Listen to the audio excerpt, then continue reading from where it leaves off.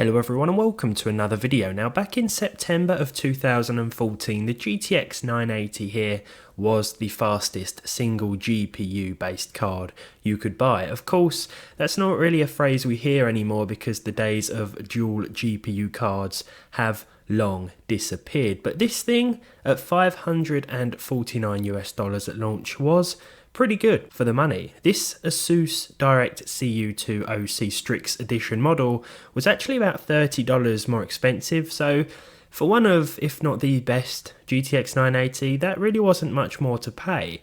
And for that you got 4 gigs of GDDR5, higher clock speeds, and of course lower power consumption than the previous fastest card on the market, the 780 Ti, which had a TDP of about 250 watts compared to this one's 165. Of course, this being a Maxwell card, that does mean it is still supported, and if you were to buy a 700 series card these days, you'd find that driver support ended quite a while back, making the 900 series possibly the lowest I would recommend going in 2023. That said, whether or not it's supported is sort of irrelevant if it doesn't perform well, and today we're going to be seeing how well this card holds up in 2023. Of course you'd be better off with the 6GB 980 Ti that launched later in 2015 I believe, but this one, well, these are pretty cheap these days. Around about the same price as a 3GB 1060, so we should get into some games and see what it can do. First up we have Red Dead Redemption 2. Now I'm going to be showing you the settings for each of these games because if you want one of these cards, well, you might want to follow the settings that I've chosen here if you want similar performance, of course. Now with Red Dead I went with the ultra textures and everything else was pretty much set to medium, including TAA. I found that this gave us a very nice frame rate, pretty much 60 FPS, although annoyingly the average did come back at 59. I think this is because in those busier areas you will see a few dips to the high 40s, low 50s, but these are the settings I'd definitely stick with in order to play this smoothly. I wouldn't buy one of these expecting a solid 60 FPS across the board without some massive sacrifices, so it's always nice to try and target somewhere near that with one of these, I think, but it does a very nice job. Of course we could enable FSR, but I've decided to leave any upscaling methods turned off today so that you can see exactly how this card does at native 1080p, a resolution that I'd recommend sticking with these days. No FSR to be seen here. For our next game we have Cyberpunk 2077. Let's jump into the settings menu once again. Here I've actually gone with the medium crowd density and the medium textures, just to make the game look a little sharper and to make it feel a little more lively, a little busier, thanks to that medium crowd density preset. Now everything else has been set to lowest. I don't think there's any point in turning things much up beyond that with this card.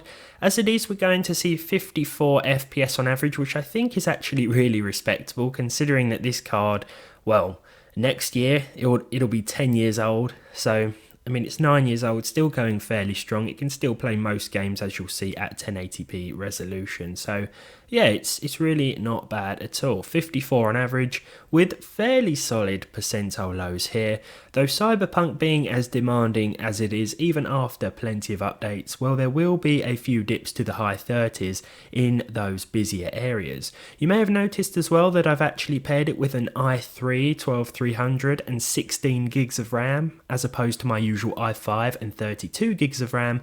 Reason being is that I feel that this is more realistic.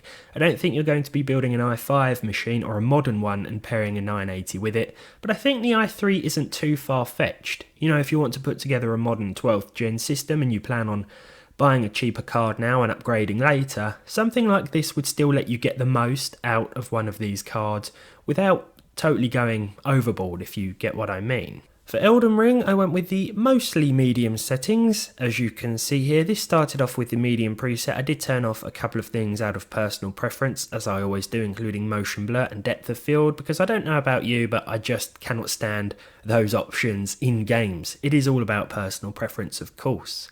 Now this one surprised me quite a lot. I wasn't expecting to hit the 60 FPS cap here, and I certainly wasn't expecting these solid percentile lows. I was running around mostly fighting the air as I always tend to do, and the frame rate stayed pretty solid. No massive dips or drops here at all. I should say that if you are using an older processor with this card, you may find that the performance differs quite a bit because this does have a few problems with older CPU architectures, but with the i3-12300 here and the 980 in combination, we are getting some really nice figures. Nice to see this card holding up well in Elden Ring too. Forza Horizon 5, as you know, this is very well optimised. I simply went with the high preset here, didn't change anything else, but I did have TAA enabled, as I always do as well. For the average, we saw 69 FPS, very nice, with solid 1 and 0.1% lows of 56 and 54 respectively. Those percentile lows are usually quite close together when it comes to Forza Horizon 5, because it does run very well on a wide variety of systems. Always nice to see this one in action, and nice again to see the 980 holding up very well. GTA 5 is a lot older, but I do like to include it because once you turn things up a bit it can become quite demanding. Now here I've gone with mostly highest settings, but I did have the advanced graphics turned off because I don't feel that they add a whole lot to the game graphically, whereas they will sort of destroy the frame rate, especially with a card like this. So instead of that I just turned on MSAA, set this to 2x, and then we were ready to get into the game. Now, on average, 80 FPS was a nice result with a 1% low of 64 and a 0.1% low of 56, so nothing to worry about with this old title. A title that actually came out on PC not long after the card came to market, so I feel that this should give you some sort of context as to what one of these cards was capable of, because we're using a game of similar age. Going into Hogwarts Legacy, I did think I was pushing it with the medium preset. I thought this was going to be quite disastrous, but I stuck with it, kept TAA set to low as opposed to high, and once I jumped into the game, well, I was surprised to see an average of over 50 FPS.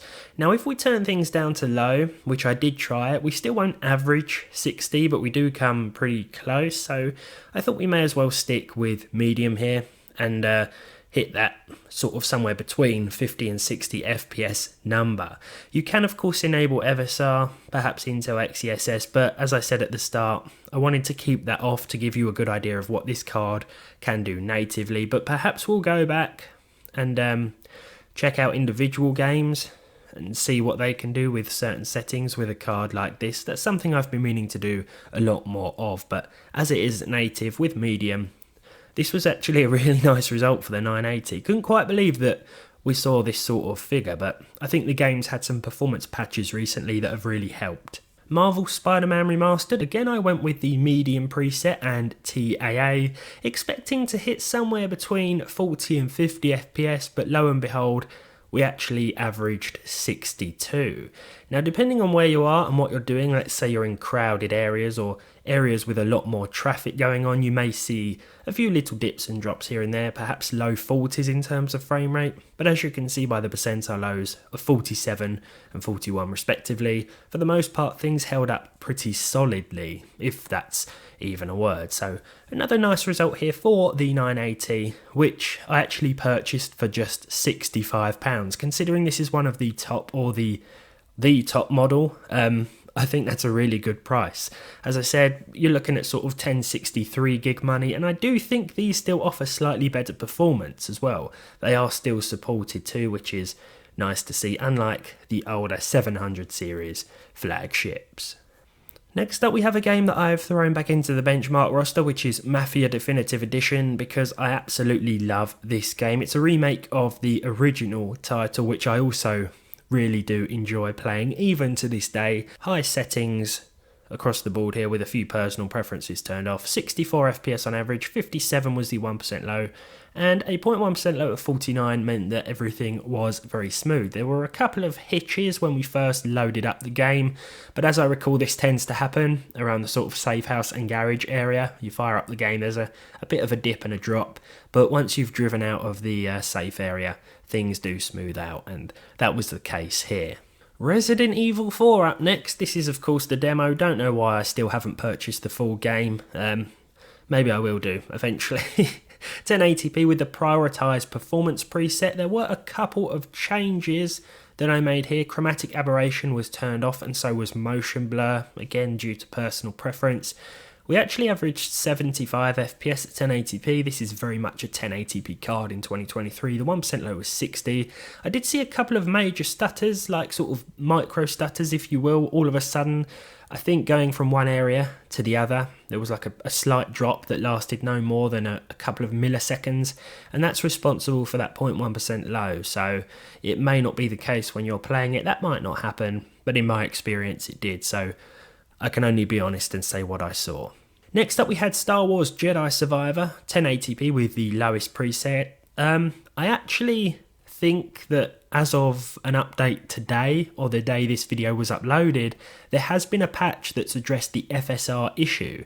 Now before, you couldn't set the FSR to disabled without turning everything up to epic and then dropping all the settings one by one. It just wouldn't happen. But now it seems that you can actually disable FSR and the game will disable it without dropping the native resolution to like 50% or whatever it was doing before. So nice to see that after I complained about it yesterday, it has been fixed. I don't think I had anything to do with that, but a nice coincidence, I think you'll agree. 37 FPS on average. We could benefit from FSR, but as I said, we've left it off today to see what this card can do on pure power and driver support alone. 37 really wasn't that bad considering how demanding this game is. The 0.1% lows were also okay. A few dips and drops here and there, but this is possibly the newest game on today's benchmark list. Finally, we have another demanding title, The Last of Us Part 1. This is also played at the lowest settings, but it is played at native 1080p.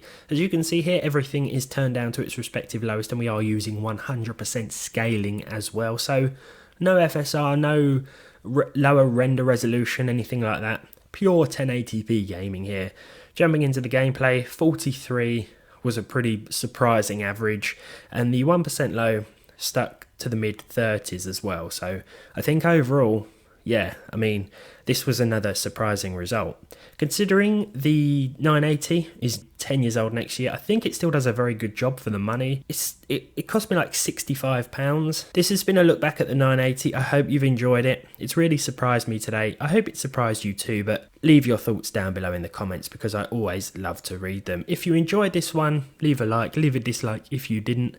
Subscribe to the channel if you haven't done so already, and hopefully I'll see all of you in the next one.